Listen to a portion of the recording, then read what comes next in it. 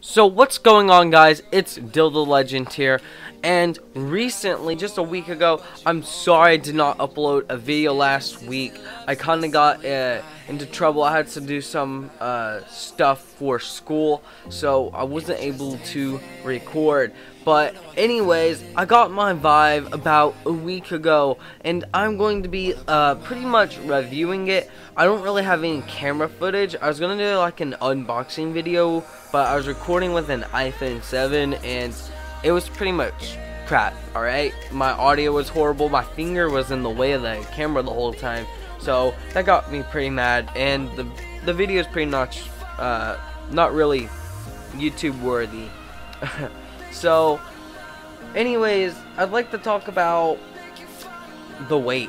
A lot of people think, you know, oh, it's not gonna be that much, you know, and really the Vive isn't that heavy at all, and I'm a pretty skinny guy. I was just like walking around, you know, and about after 4 hours of playing it straight, I kind of got like a strain on my neck. It started hurting and stuff, but like, you shouldn't really be playing VR for that long. It's probably gonna hurt your eyes. And also, I went to the Microsoft store with my dad, and he thought he was gonna get like motion sickness and stuff, but the Vive really, it doesn't give you motion sickness. Like, they specialize just so you wouldn't do that. I believe the first Vive, or no, it might have been the Oculus, a lot of people were having motion sickness problems, and the Vive, it doesn't make you motion sickness, because it pretty much like tricks your brain into thinking you are there in the game. Like, I really thought, I was like trying to do this glitch in a game, right? And I had to walk up the second story, and I was just tripping. I just had to sit down in my actual floor, because I was flying in the air, and I was pretty scared. Like, I knew it wasn't real, but my brain's telling me something's up, you know, something's wrong, I'm about to fall. And it was actually pretty scary. You have to be there. It's like insane, you know. Like, I was thinking, oh, it's probably not as good. Like, I'm watching all these gameplay videos and stuff, and you really don't know. You can go to, I'll leave a link in the description, but I believe it's like try.vive.com, and you'll find shops that have Vives where you can test them out around you. I had to travel about 30 minutes, no, more like an hour because of traffic, into the city to try out the Vive, and it was definitely worth it. The haptic feedback is amazing in the Vive.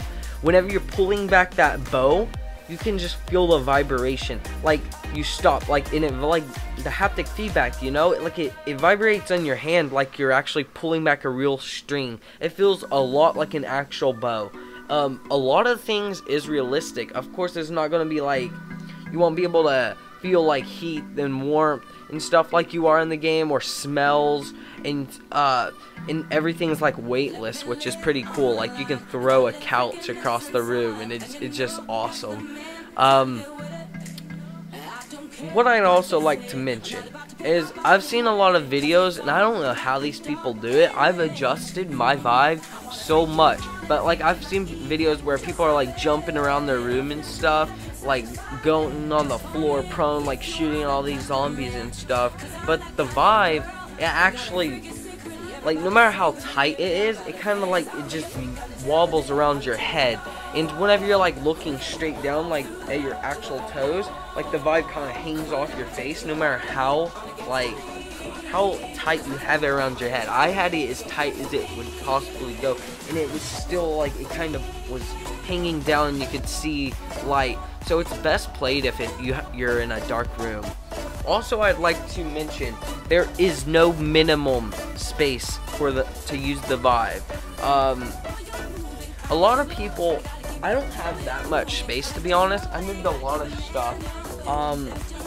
I was able to play a lot of, now there is some games where you need a certain room space, so you should really like research that, but that's only for certain games.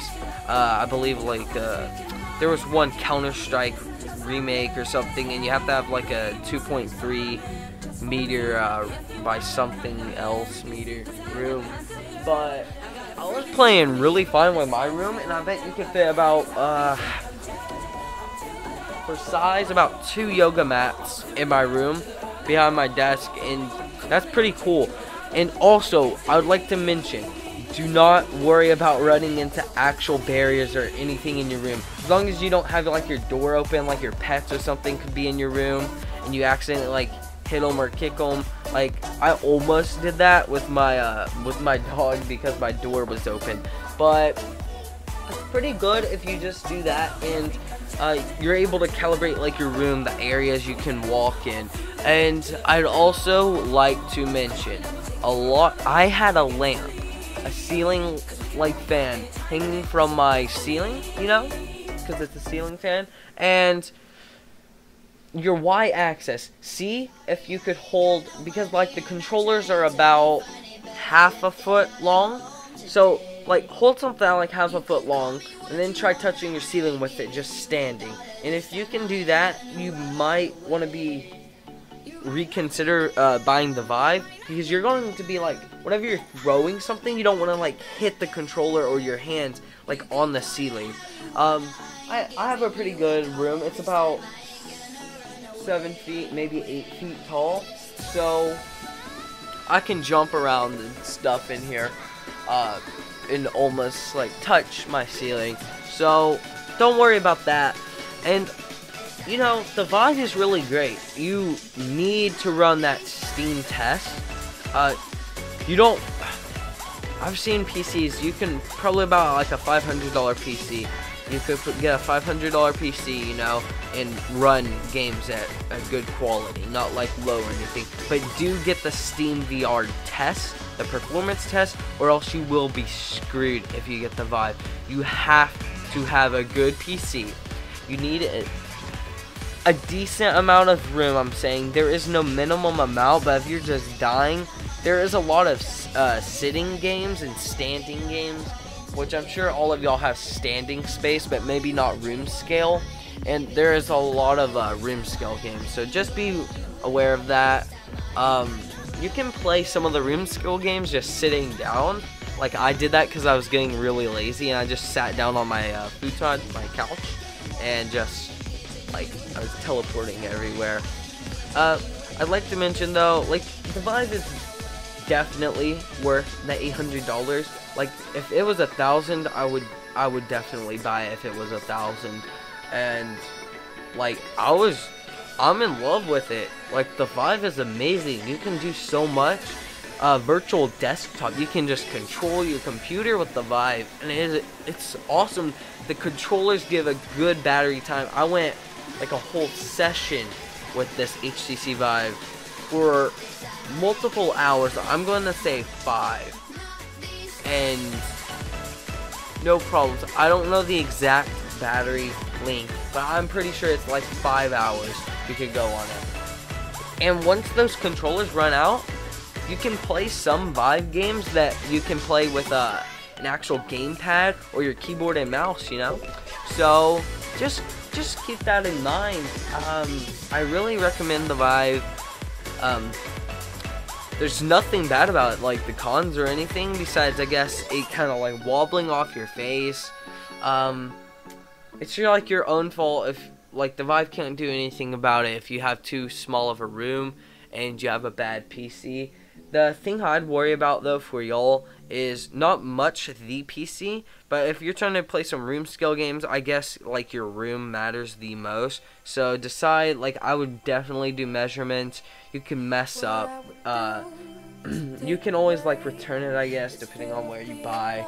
So yeah, and number 1 tip for the Vive, whenever you buy it, somehow protect it from getting all kinked up, because my wire is just, it's so kinked up. Like if you're turning around a lot, and I wish I had been told this, I'm gonna have to let these wires sit out in the sun for it to unkink and stuff, and like so I can undo all that. I did get these hangers where I can put my my wire on my ceiling, so that's really cool. Yeah, so I hope you guys enjoyed this video, kind of like a review, I guess. Yeah. So yeah, peace out, guys.